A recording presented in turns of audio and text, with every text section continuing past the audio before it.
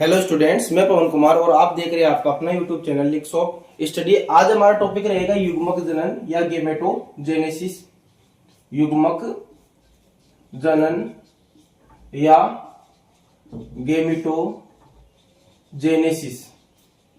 ठीक है ना। युग्मक जनन की बेसिक डेफिनेशन हम लोगों ने पीछे देख ली है, लेकिन एक बार फिर से मैं आपको बता देता हूं कि ठीक है ना, जो नर होता है, नर के वर्षण में शुक्राणु तथा मादा के अंडाशय में अंडाणु बनने की जो क्रिया होती है, प्रोसेस होती है, बनने की क्रिया को युग्मक जनन कहते हैं, ठीक है ना। बेसिक सी बात है कि जो नर का वर्षण होता है, नर के जो टेस्टिस होते हैं, उनके अंदर कौन बनेगा? स्पर्म बनेगा, तथा मादा का जो ओवेरी होता है उसके अंदर ओवा बनेगा, अंडाणु बनेगा, और उनके बनने की फॉर्मेशन की जो क्रियाविधि होती है उसे क्या कहते हैं हम लोग? युग्मक जनन या गेमेटोजेनेसिस कहते हैं। आगे हम लोग देखते हैं कि हमें डायरेक्ट पता चल रहा है कि नर के वर्षण में क्या बनेगा? शुक्राणु, ठीक है ना, और मादा के अंडाशय में क्या बनेगा? अंडाणु बनेगा। इसके आधार पर हम लोग देख लेते हैं जो युग्मक जनन होता है, गेमेटोजेनेसिस होता है, कितने टाइप का होता है? 2 टाइप्स होता है, ठीक है ना, 2 प्रकार का होता है। युग्मक जनन 2 प्रकार का होता है, ठीक है ना। और पहला तो क्या हो जाएगा? इसके अंदर स्पर्म बनेगा, तो शुक्र जनन या स्पर्मेटोजेनेसिस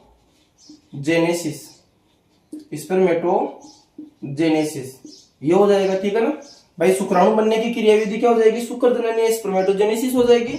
और दूसरा पॉइंट क्या हो जाएगा? इसमें अंडाणु बनेगा, और अंडाणु बनने की क्रिया को हम लोग बोलते हैं ऊजेनेसिस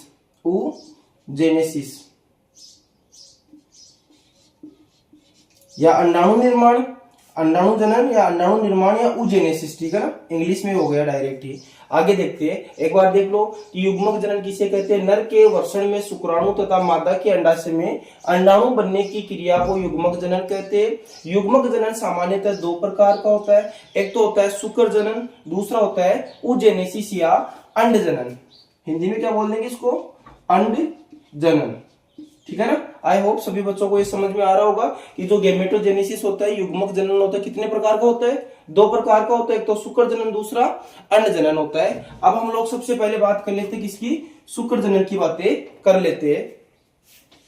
यदि आप लोगों ने पीछे की क्लासें अच्छे से ली है और देखी है तो आपको अपने आप ये ऑटोमेटिक समझ में आ जाएगा, क्योंकि इतना कोई हार्ड और टिपिकल टॉपिक नहीं है। अभी देखना आप लोग, हमारा पॉइंट क्या हो जाएगा आज का? शुक्र जनन, ठीक है ना। स्पर्मेटोजेनेसिस ये हो जाएगा हमारा टॉपिक, हो जाएगा आज का शुक्र जनन या स्पर्मेटोजेनेसिस। अभी देखना हम लोग क्या करते हैं, हम लोगों ने पीछे पढ़ाया है, ठीक है ना, कि नर की जो वर्षण होता है, इस तरीके से हम लोगों ने पीछे देखा था ना कि जो वर्षण होता है, वर्षण के अंदर कितने होते हैं? 250 कक्ष होते हैं, और उन कक्षों के अंदर 1 से 3 ये जो 250 कक्ष होते हैं इनको वर्षण पालिकाएं बोलते हैं। और इन वर्षण पालिकाओं के अंदर क्या होती है? शुक्र जनन नलिकाएं सेमिनिफेरस ट्यूब्यूल्स होती है, और 1 से 3 होती है। फिर हम लोगों ने जब इनको काटा था, ठीक है ना, इनका अनुप्रस्थ काट देखा था पीछे वाले वीडियो में, मैंने ऐसे समझाया। यदि किसी बच्चे को नहीं मालूम है तो वो पीछे वाला वीडियो देख के आए। जब हम लोगों ने इसको काटा था तो हम लोगों ने देखा था कुछ इस तरीके की स्ट्रक्चर हमारे सामने आई थी। उसके अंदर शुक्र जनन नलिका के अंदर कुछ कोशिकाएं ऐसे स्तंभाकार या पिरामिड नुमा थी, उन्हें हम लोग सर्टोली सेल्स बोल रहे थे। और उसके अलावा जो गोलाकार या अंडाकार सेल्स थी उनको क्या बोल रहे थे हम लोग? स्पर्मेटोगोनिया बोल रहे थे, ठीक है ना। इनको क्या बोल रहे थे? शुक्र जनन कोशिका या स्पर्मेटोगोनिया बोल रहे थे। तो ये बेसिक सी बातें पीछे अच्छे से समझाई हुई है। तो अभी देखते हैं हम लोग कि शुक्र जनन किसे कहेंगे। तो देखना, शुक्र जनन नलिका में 2 आएगा, एक तो शुक्राणु जनन आएगा और एक शुक्र जनन आएगा। तो दोनों में बहुत अलग अलग फर्क है, देखना इधर ना। शुक्र जनन नलिका में उपस्थित कौन? शुक्र जनन कोशिकाएं, शुक्र जनन कोशिकाएं या नर जरम सेल, या फिर इसको हम लोग क्या दे रहे, दूसरा नाम क्या दे रहे थे इसको? स्पर्मेटोगोनिया। स्पर्मेटोगोनिया में क्या होगा? अर्धसूत्री विभाजन होगा। अभी चार्ट बना के देखेंगे एक बार, बेसिक इसकी डेफिनेशन देख लेते हैं कि शुक्र जनन नलिका में उपस्थित है शुक्र जनन कोशिका या नर जन्म सेल या फिर स्पर्मेटोगोनिया में अर्धसूत्री विभाजन से कौन बनेंगे? शुक्राणु बनेंगे, ठीक है ना। शुक्राणु निर्माण की क्रिया को क्या कहेंगे? शुक्र जनन कहेंगे। फिर हम लोग देखते हैं ये जो शुक्र जनन है, ठीक है ना, कि इसका भी हम लोग दो पार्ट करेंगे। जो शुक्र जनन है देखना, पहला पार्ट तो क्या कर देंगे, एक तो इसके अंदर बनेगा शुक्र जनन को कितने पार्ट करेंगे हम लोग? दो पार्ट करेंगे। एक तो पढ़ेंगे इसके अंदर शुक्राणु पूर्वी, इसी का दूसरा नाम होता है शुक्राणु परसु, या फिर इसको इंग्लिश में क्या बोल देते हैं? स्पर्मेटिड का निर्माण, ठीक है ना। ओके, यहाँ पे क्या लिख देंगे देखना, यहाँ पे हम लोग लिख देंगे डबल एरो लगा के कि शुक्र जनन कोशिका से शुक्राणु बनने की क्रिया को दो भागों में बांटते। पहला पार्ट क्या हो जाएगा? शुक्राणु पूर्वी या शुक्राणु परसु या स्पर्मेटिड का निर्माण, ठीक है ना। और दूसरा क्या हो जाएगा? शुक्राणु पूर्वी शुक्राणु परसु के बाद में लास्ट में कौन बनेगा? शुक्राणु का निर्माण। तो बेसिक सी बातें हमें पता चल गया कि पहले कौन बनेगा? शुक्राणु पूर्वी बनेगा या शुक्राणु परसु बनेगा या स्पर्मेटिड बनेगा, और उसके बाद में कौन बनेगा? शुक्राणु बनेगा, ठीक है ना। तो इसको हम लोग क्या बोलेंगे? स्पर्मियोजेनेसिस। बेसिक ये क्वेश्चन हर बार पूछते हैं एग्जाम में, कंफ्यूजिंग करते हैं, ध्यान रखना कि एक तो स्पर्मियोजेनेसिस है और एक स्पर्मेटोजेनेसिस है। शुक्राणु का निर्माण अलग होता है, या फिर इसको शुक्राणु जनन बोलते हैं। क्या बोलते हैं? शुक्राणु जनन।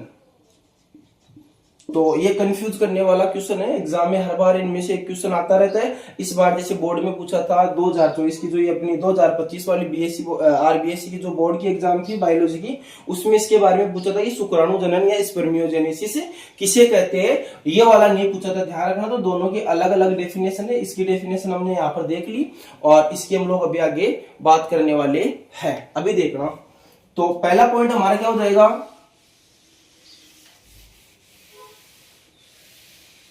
ठीक है ना। दो शुक्र जनन है, इसके अंदर सबसे पहले हम लोग क्या करेंगे? शुक्राणु, या डायरेक्ट लिख देता हूं मैं, स्पर्मेटिड का निर्माण ये कैसे होता है और कैसे नहीं होता है, इसको हम लोग देखते हैं। इसके लिए भी हम लोग बेसिक सी तीन फेज होती है, तीन अवस्थाओं में इसको बांट देते हैं। पहली हो जाएगी इसके अंदर स्पर्मेटिड के निर्माण को कितनी अवस्थाओं में बांट देंगे? तीन अवस्थाओं में बांट देंगे। पहली क्या हो जाएगी इसके अंदर?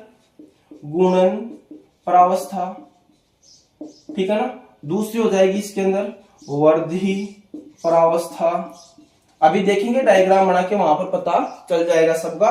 और तीसरी क्या हो जाएगी इसके अंदर? मैच्योरेशन फेज, ठीक है ना। ये मल्टीप्लिकेशन हो गई, ये ग्रोथ फेज हो गई, और ये कौन सी हो जाएगी?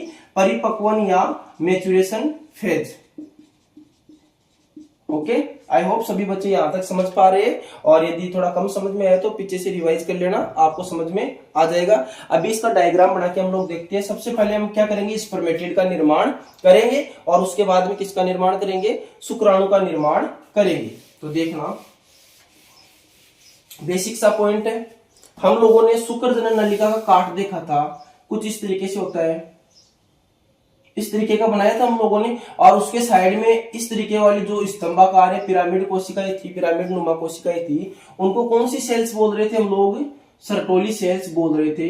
तो मैं क्या करता हूँ, एक शुक्र जनन नलिका का एक छोटा सा भाग यहाँ पर ले लेता हूँ, सेमनीफेरस ट्यूब्यूल्स का क्या ले लेता हूँ, एक छोटा सा पार्ट ले लेता हूँ। तो दोनों साइड में ये तो क्या हो जाएगी? सर्टोली सेल्स हो जाएगी। और ये वाली जो गोल अंडाकार जो कोशिकाएं थी उनको क्या बोल रहे थे हम लोग? शुक्राणु जन कोशिका या नर जनन कोशिका या स्पर्मेटोगोनिया, अलग अलग नाम दे रहे थे इनको, ठीक है ना। अकेली कोशिका पर इसके नाम क्या है? बहुत सारे है। इधर देखना, तो ये कौन हो गई अपनी स्पर्मेटोगोनिया। इसके नाम क्या है? स्पर्मेटोगोनिया। या इसी का दूसरा नाम क्या है? नरजरम कोशिका। नरजरम कोशिका, ठीक है ना। और इसी को हम लोग क्या बोल देंगे? शुक्राणुजन कोशिका। शुक्राणु या शुक्रजन कोशिका, शुक्राणुजन कोशिका। तो इसके अलग अलग नाम है, एक ही सेल है, ठीक है ना। एक ही सेल के क्या है? अलग अलग नाम है। अभी देखना, अभी हम लोग देखते हैं ये जो कोशिका है स्पर्मेटोगोनिया, ये 2n होती है, द्विगुणित होती है, ध्यान रखना। द्विगुणित मतलब 2n बराबर, इसके अंदर जो क्रोमोसोम होंगे वो कितने होंगे? 46 होंगे। इसमें गुणसूत्रों की संख्या कितनी है? 46 है। तो बाकी की नेम में मिटा देता हूं ताकि हमारे समझने में क्या हो? आसानी हो। इधर देखना, स्पर्मेटोगोनिया होती है वो क्या होती है? 2n होती है। 2n मतलब द्विगुणित होती है, और द्विगुणित मतलब इसके अंदर जो गुणसूत्रों की संख्या होती है वो कितनी होती है? 46 होती है। और अब देखना आप लोग, ये हम लोगों ने क्या ले लिया? एक शुक्र जनन नलिका का छोटा सा भाग ले लिया। तो इधर वाली ये सेल कौन सी हो जाएगी? Sertoli cell. दोनों साइड में कौन है? सर्टोली सेल है। और इधर कौन है? स्पर्मेटोगोनिया, ये वाली या नरजनन कोशिका, जो क्या होती है? द्विगुणित होती है। और इसमें गुणसूत्र कितने होते हैं? 46 होते हैं। गुणसूत्रों की संख्या इसमें 46 होती है। अभी देखना, सबसे पहले इसके अंदर कौन सी फेज आएगी? इसके अंदर आएगी मल्टीप्लिकेशन फेज या गुणन प्रावस्था आएगी। कौन सी प्रावस्था आएगी? गुणन प्रावस्था। गुणन प्रावस्था। ध्यान रखना, गुणन प्रावस्था में जो कोशिकाएं विभाजित होगी वो कौन सा डिवीजन होगा? ठीक है ना, वो माइटोसिस होगा, समसूत्री विभाजन होगा। तो देखना, गुणन प्रावस्था में हम लोग क्या लिखेंगे कि स्पर्मेटोगोनिया समसूत्री विभाजन के द्वारा अपनी संख्या में क्या करती है? वृद्धि करती है, अपनी संख्या को बढ़ाएगी। और हमें पता है जब भी समसूत्री विभाजन होता है तो एक सेल से कितनी सेल्स बनती है? 4 सेल्स बनती है। 4 सेल्स का फॉर्मेशन होता है ना, 4 सेल यहां पर बनेगी। तो स्पर्मेटोगोनिया क्या करेगी कि गुणन प्रावस्था में स्पर्मेटोगोनिया समसूत्री विभाजन के द्वारा, माइटोसिस के द्वारा कौन सा डिवीजन हो रहा है? यहां पर समसूत्री विभाजन। कौन सा विभाजन हो रहा है? समसूत्री विभाजन। ओके, कि स्पर्मेटोगोनिया गुणन प्रावस्था के दौरान हम लोग क्या लिखेंगे? ये देखो इधर गुणन, ठीक है ना। गुणन प्रावस्था के दौरान स्पर्मेटोगोनिया समसूत्री विभाजन के द्वारा अपनी संख्या क्या करती है? इंक्रीज करती है, बढ़ाती है। ये देखो, ठीक है ना। बताओ, इसने क्या कर लिया? अपनी संख्या बढ़ा ली, ठीक है ना। बढ़ गई ना भाई, एक थी, एक से कितनी हो गई? 4 हो गई। तो ये कौन सी फेज हो गई? यहां से लेकर यहां तक ये कौन सी हो गई? गुणन प्रावस्था हो गई। बस इसमें इतना ही ध्यान रखना है कि गुणन प्रावस्था के दौरान स्पर्मेटोगोनिया समसूत्री विभाजन के द्वारा अपनी संख्या बढ़ाती है। कौन सा हो गया ये? माइटोसिस। ध्यान रखना, तो ये वाली स्पर्मेटोगोनिया, तो ये भी क्या है? यहां पर स्पर्मेटोगोनिया है। ध्यान रखना, स्पर्मेटोगोनिया। वो वाली स्पर्मेटोगोनिया, तो ये वाली भी क्या है? स्पर्मेटोगोनिया ही है, ठीक है ना। चार्ट थोड़ा बड़ा बनेगा इसलिए जगह कम पड़ेगी अपने पास, है ना। और देखना इधर, ये भी क्या है? द्विगुणित है, 2n होती है। दिमाग में बैठा लेना, क्वेश्चन यहां से बहुत ही कंफ्यूजिंग क्वेश्चन पूछता है एग्जाम में कि स्पर्मेटोगोनिया में इतने गुणसूत्र है तो शुक्राणुओं में कितने गुणसूत्र होंगे। तो बेसिक सी बातें, ऐसे क्वेश्चन भी हम लोग आगे सोल्व करेंगे। एक बार के लिए इसको सीखते हैं। देखो, गुणन प्रावस्था में हम लोगों ने क्या देखा? गुणन प्रावस्था के दौरान स्पर्मेटोगोनिया माइटोसिस डिवीजन या समसूत्री विभाजन के द्वारा अपनी संख्या बढ़ाती है, अपनी काउंट में क्या करती है? इंक्रीज करती है, ठीक है ना। इतना याद रखना है। कौन सी प्रावस्था के दौरान? गुणन प्रावस्था के दौरान। दूसरी इसकी जो फेज आती है वो कौन सी आएगी? ग्रोथ फेज या वृद्धि प्रावस्था।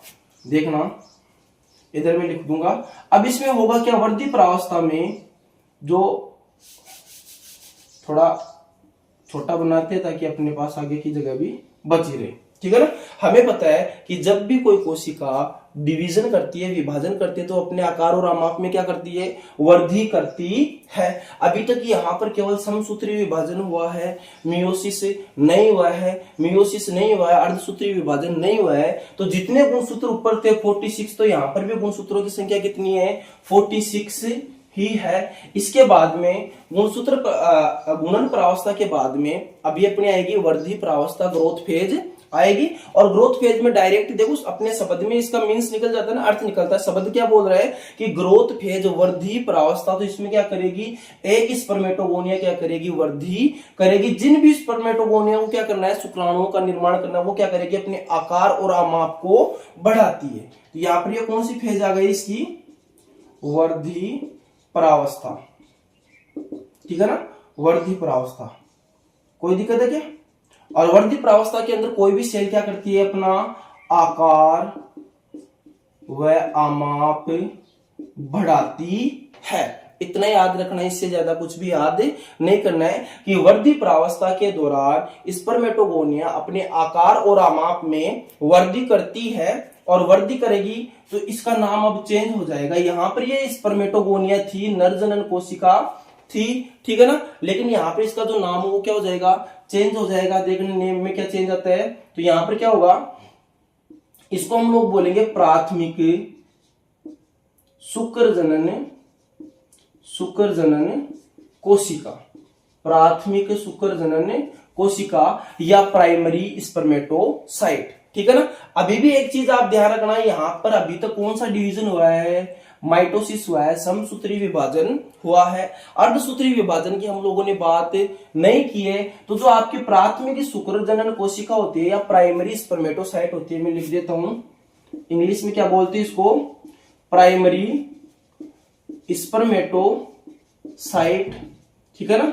जो प्राइमरी स्पर्मेटोसाइट होती है इसमें भी अभी तक क्या है, 46 ही क्रोमोसोम्स है, 46 गुणसूत्र है, मतलब अभी तक ये भी क्या है, द्विगुणित है, 2n है, मतलब गुणसूत्रों की संख्या इसमें भी कितनी है, 46 की 46 ही है। बताओ, यहां तक आई होप सभी बच्चे कंसिडर कर रहे हैं, सभी बच्चों को ये समझ में आ रहा है। अभी हम लोग चलते हैं अगली प्रावस्था की और वो कौन सी आती है, मैच्योरेशन फेज या परिपक्वन प्रावस्था। उसमें क्या होगा, ठीक है ना। वृद्धि प्रावस्था के अंदर ध्यान रखना, पहले इसमें बेसिक से इतना याद रखना है कि इसके अंदर जिस भी कोशिका को शुक्राणु बनाना है वो क्या करेगी, अपने आकार और आमाप को बढ़ाएगी, इंक्रीज करेगी, ठीक है ना। और जब ये अपने आकार और आमाप को बढ़ा लेती है तो इसको क्या बोलते हैं, प्राथमिक शुक्र जनन कोशिका बोलते हैं। और ये जो प्राथमिक शुक्र जनन कोशिका होती है कैसी होती है, द्विगुणित होती है। इसके अंदर जो क्रोमोसोम्स होते हैं इसमें भी कितने होते हैं, 46 होते हैं। अभी देखना, अब जब मैच्योरेशन फेज आएगी तो इसके अंदर क्या होगा, अर्धसूत्री विभाजन फर्स्ट होगा। हमें पता है कि अर्धसूत्री विभाजन जब भी होता है तो कितनी बार होता है, 2 बार होता है। ध्यान रखना, एक तो होता है अर्धसूत्री फर्स्ट और एक होता है अर्धसूत्री सेकंड होता है, या मियोसिस फर्स्ट और मियोसिस सेकंड होगा। तो मैं यहां पर लिखता हूं कि जब ये वृद्धि परिपक्वन प्रावस्था में प्रवेश करती है, जब प्राथमिक शुक्र जनन कोशिका परिपक्वन प्रावस्था में प्रवेश करती है तो इसके अंदर अर्धसूत्री विभाजन फर्स्ट होता है। देखना, अर्धसूत्री, ठीक है ना, फर्स्ट कौन सा हो रहा है, फर्स्ट हो रहा है। ध्यान रखना कि जब भी स्पर्मेटोगोनिया या प्राथमिक शुक्र जनन कोशिका वृद्धि परिपक्वन प्रावस्था में मैच्योरेशन फेज में प्रवेश करती है तो इसमें कौन सा विभाजन होगा, सबसे पहले अर्धसूत्री विभाजन फर्स्ट होगा, मियोसिस फर्स्ट होगा। और ये हमेशा कैसा होता है, रिडक्शन डिवीजन होता है, न्यूनकारी विभाजन होता है। कैसा होता है, न्यूनकारी या रिडक्शन डिवीजन, न्यूनकारी विभाजन होता है। ध्यान रखना, न्यूनकारी विभाजन। और न्यूनकारी का मतलब यहां पर क्या हो जाएंगे, गुणसूत्र क्या हो जाएंगे, आधे हो जाएंगे। ध्यान रखना कि न्यूनकारी विभाजन होता है और यहां पर गुणसूत्र कैसे हो जाएंगे, आधे हो जाएंगे। तो मैं बढ़ा देता हूं, इधर देखना आप लोग, इस तरीके से मैंने इसको बनाया। और मैं बनाता हूं यहां पर एक से कितनी कोशिकाएं बनेगी, 2 सेल्स बनेगी। और यहां पर अब इनको हम लोग बोलेंगे क्या, द्वितीयक शुक्र जनन कोशिका, द्वितीयक शुक्र जनन कोशिका या सेकेंडरी स्पर्मेटोसाइट। अपने पास थोड़ी जगह कम है फिर भी मैं इधर लिख देता हूं, सेकेंडरी स्पर्मेटोसाइट, ठीक है ना। अब हम लोग लिखेंगे क्या, यहां पर हमें लिखना है कि जब प्राथमिक शुक्र जनन कोशिका परिपक्वन प्रावस्था में प्रवेश करती है तो सबसे पहले उसके अंदर अर्धसूत्री विभाजन फर्स्ट होता है, जो एक न्यूनकारी विभाजन है, जिसकी वजह से गुणसूत्रों की संख्या क्या हो जाती है, आधी हो जाती है। ठीक है ना, आई होप सभी बच्चे समझ पा रहे, ठीक है ना। अभी इधर देखना आप लोग, अभी यहाँ पर क्या हो गया, गुणसूत्रों की संख्या आधी हो गई, तो जो द्वितीयक शुक्र जनन कोशिका होती है ये कैसी होती है, इधर लिख देता हूं मैं, अगुणित होती है, एन होती है, अगुणित होती है या फिर एन होती है। गुणसूत्र कितने हो जाएंगे, आधे हो जाएंगे। तो यहाँ पर कितने थे गुणसूत्र, 46 थे, तो यहाँ पर कितने आ जाएंगे, 23 आ जाएंगे, 23 गुणसूत्र आ जाएंगे। 23 गुणसूत्र इसके अंदर होंगे और 23 ही इसके अंदर होंगे। आधे आधे हो गए ना, दोनों गुणसूत्रों का क्या हो गया, इक्वली डिवीजन हो गया, दोनों साइड में आधे आधे गुणसूत्र आ गए। अभी देखना, अर्धसूत्री विभाजन जब कंप्लीट हो गया तो बना कौन, द्वितीयक शुक्र जनन कोशिका या सेकेंडरी स्पर्मेटोसाइट का फॉर्मेशन होता है। और इसके अंदर जो द्वितीयक शुक्र जनन कोशिका होती है वो क्या होती है, अगुणित होती है, और उसमें गुणसूत्रों की संख्या आधी हो जाती है। मतलब यहाँ पर कितने आ जाएंगे, 23 गुणसूत्र आ जाएंगे। अभी आप बोलोगे सर 46 क्रोमोसोम्स गुणसूत्र कहां से आए, तो हमें पता है मनुष्य की एक सेल में, मनुष्य की एक कोशिका में कितने गुणसूत्र होते हैं, 46 होते हैं। ये तो बेसिक बातें आपने 11th में पढ़ी होगी, ठीक है ना। अब इसके आगे की बातें कर लेते हैं हम लोग। इधर ये क्या थी, अगुणित थी, कि उधर अपने पास जगह कम बची है ना, और एन हो गए, और इसमें गुणसूत्र कितने हो गए, 23। अब देखना, अब इसके अंदर क्या होगा, अर्धसूत्री विभाजन सेकंड होगा। क्या होगा, अर्धसूत्री विभाजन सेकंड होगा, ये देखो हो गया। और एक सेल से कितनी सेल्स बन जाएगी, 4 सेल्स। इधर देखना, एक प्राथमिक स्पर्मेटोसाइट से, एक प्राथमिक शुक्र जनन कोशिका से कितनी सेल्स बन रही है लास्ट में, यहां पे मैं लिख दूंगा, ये क्या हो गया अपना स्पर्मेटिड, या इसी का दूसरा नाम हम लोगों ने लिखा था शुक्राणु पूर्वी, ठीक है ना, ध्यान रखना। तो यहां पर क्या होगा, अर्धसूत्री विभाजन सेकंड होगा। उधर अपने पास इतनी जगह नहीं है, इसलिए मैं यहां पे लिख रहा हूं अर्धसूत्री डिवीजन कौन सा, सेकंड होगा। और आप लोगों ने शायद पढ़ रखा है कि अर्धसूत्री विभाजन जो सेकंड होता है वो कैसा होता है, समसूत्री के समान होता है। कैसा होता है, समसूत्री के समान होता है। समझ गए क्या, मतलब ऊपर वाली में जितने गुणसूत्र उतने के उतने कहां पर आएंगे, नीचे वाली कोशिकाओं में भी आएंगे, ठीक है ना।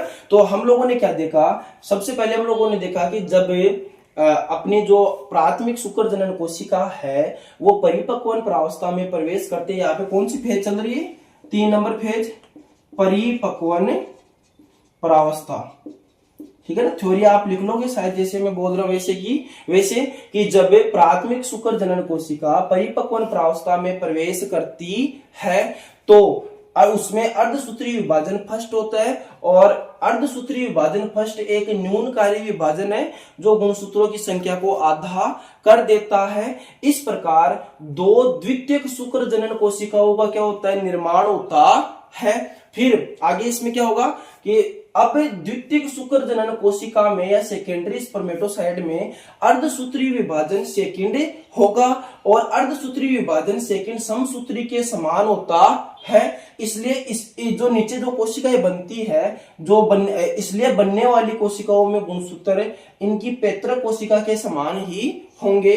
तो ऊपर कितने हैं, 23 है, तो यहाँ पर भी क्रोमोसोम कितने आएंगे, 23, इसमें भी 23, इसमें भी 23 और इसमें भी 23 आएंगे। और इस प्रकार किसका फॉर्मेशन हो जाता है, स्पर्मेटिड या शुक्राणु पूर्वी का निर्माण हो जाता है। और हमारी जो पहली हेडिंग थी वो यही थी, इसमें जो हमने लगाई थी वो क्या लगाई थी, स्पर्मेटिड का निर्माण या शुक्राणु पूर्वी का निर्माण, ठीक है ना। तो यहां तक हमारे शुक्राणु पूर्वी का क्या हो जाता है, निर्माण हो जाता है। तो बेसिक सी बात है, जो शुक्राणु पूर्वी होता है वो भी कैसा होता है, अगुणित होता है। कैसा होता है, अगुणित होता है, एन होता है, क्योंकि इसमें भी गुणसूत्रों की संख्या क्या है, आधी है। तो बेसिक ये अपना जो अपना शुक्र जनन है वो कंप्लीट हो गया। अब बारी आती है शुक्राणु जनन की। 2 बातें बताई थी मैंने शुरुआत में कि हम लोग एक तो शुक्र जनन पढ़ेंगे और एक शुक्राणु जनन पढ़ेंगे। एक तो स्पर्मेटोजेनेसिस है और एक स्पर्मियोजेनेसिस है। तो सीधी सी बात है, इधर मैं लगा देता हूं शुक्राणु जनन, शुक्राणु जनन या स्पर्मियोजेनेसिस। शुक्राणु जनन या स्पर्मियोजेनेसिस जो होता है वो क्या होता है, कोई खास बात नहीं है, छोटी सी परिभाषा है कि शुक्राणु पूर्वी या स्पर्मेटिड का शुक्राणु में बदलने की क्रिया को क्या कहते हैं, शुक्राणु जनन कहते हैं। तो ये स्पर्मेटिड अभी तो क्या है, अचल है, इनमें हमारे पास कोई कसाबिका पक्षमा वगैरह दिखाई नहीं दे रहे, लेकिन अब क्या होगा, इनमें एक पूंछ बन जाएगी। कैसे बनेगी देखना, इस तरीके से इनका जो कोशिका वो क्या हो जाती है, दीर्घीकृत हो जाती है, लंबी हो जाती है, और इनमें एक पूंछ का क्या हो जाता है, टेल का फॉर्मेशन हो जाता है इस तरीके से, और शुक्राणुओं का क्या हो जाता है, निर्माण हो जाता है, फॉर्मेशन हो जाता है। तो ये बेसिक सी बातें हैं, ध्यान रखना। तो हम लोग क्या लिखेंगे, शुक्राणु जनन लिख के उसमें लिखेंगे कि शुक्राणु पूर्वी का शुक्राणु में बदलने की क्रिया को या शुक्राणु में कायांतरण की क्रिया को क्या कहते हैं, स्पर्मियोजेनेसिस या शुक्राणु जनन कहते हैं। और सीधी सी बात है, ऊपर ये कितने थे, अगुणित थे, तो ये जो अपने शुक्राणु बने ये भी कैसे होंगे, अगुणित होंगे, हैप्लॉइड होंगे, ठीक है ना, अगुणित होंगे, ठीक है। और इनमें भी क्रोमोसोम कितने होते हैं, 23 होते हैं। तो ध्यान रखना। अब अपनी सीधी सी बातें, एक चीज आप और देखना। अब बात यहाँ पे पूछता है कि एक स्पर्मेटोगोनिया से कितने शुक्राणु बन रहे, देखना, एक स्पर्मेटोगोनिया से कितने शुक्राणु बन रहे, 4। ये चीजें समझने की बातें है, क्वेश्चन ये इसे पुटअप करता है एग्जाम में कि एक स्पर्मेटोगोनिया से 4 शुक्राणु बनते हैं। दूसरी बात आते हैं हम लोग यहाँ पर प्राथमिक शुक्र जनन कोशिका, इसको भी देखना, ये यहाँ पे एक है, तो एक प्राथमिक शुक्र जनन कोशिका या प्राइमरी स्पर्मेटोसाइट से 4 शुक्राणु बन रहे हैं, ठीक है ना। क्वेश्चन ये वाली है, कवर यही करना है जो मैं बता रहा हूं, और बाकी तो पूरी थ्योरी है, ठीक है ना, कि एक प्राथमिक शुक्र जनन कोशिका से कितने शुक्राणु बनेंगे, 4 शुक्राणु बनेंगे। फिर हम लोग बात करते हैं कि एक द्वितीयक शुक्र जनन कोशिका से कितने शुक्राणु बनेंगे, केवल 2 शुक्राणु बनते हैं, ये याद रखना। और इतना ध्यान रखना कौन सी अगुणित है और कौन सी द्विगुणित है। आई होप सभी बच्चों को ये क्लास समझ में आई होगी। यदि वीडियो अच्छा लगे तो लाइक शेयर और सब्सक्राइब जरूर करें। Thank you.